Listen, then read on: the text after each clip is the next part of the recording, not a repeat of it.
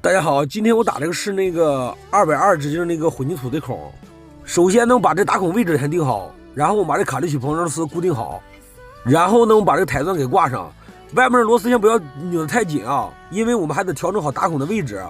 调整好打孔位置之后，把外面螺丝给固定紧了，然后我们把这水接上，直接可以往里干了。我们刚开始起钻的时候慢点，只要打进2-3公分就开始稳定了。今天呢，我刚打进5-6公分吧，就被那钢筋片给夹住了。我用管钳子拧了几下钻头，它就没夹住。我一使劲就带出来了。钻头虽然拿出来，我们一定要把这钢筋片给拿出来，因为这钢筋片就在这个3-5公分的深度。我在天棚上看见一个铁丝，我就折断了，我拿铁丝给勾出来一个很小的钢筋片。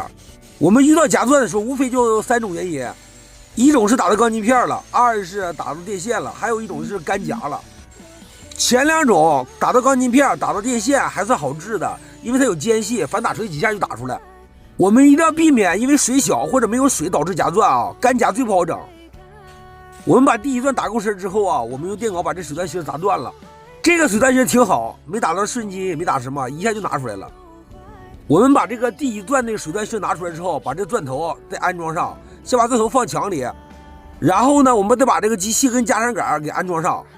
我们加上这加上杆，刚开始起钻的时候一定要慢点，千万别因为那个钻头不通心啥的把那扣给磕坏了。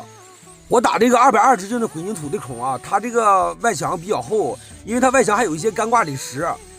这个干挂锂石墙的厚度啊，大概有500-600厚吧。我们打干挂锂石这样水钻孔，楼下有车的话挪车，必须找人在楼下看着。有的时候这干挂锂石容易掉下去，有的时候它不掉，万一要掉，咱们预防一下，别砸到车或者砸到人就麻烦了。这个水钻孔打挺顺的，因为这个水钻芯加上那个干挂锂石都带进来了，没掉下去。我今天打孔啊，又去了好几个地方。第一个地方我去开发区打了一些那个水电的孔，第二个地方我去那个高新园区打了一些暖气孔，第3个地方我去体育场打了一些那个消防的孔。今天这水钻孔虽然夹了一下，但是完美完成啊！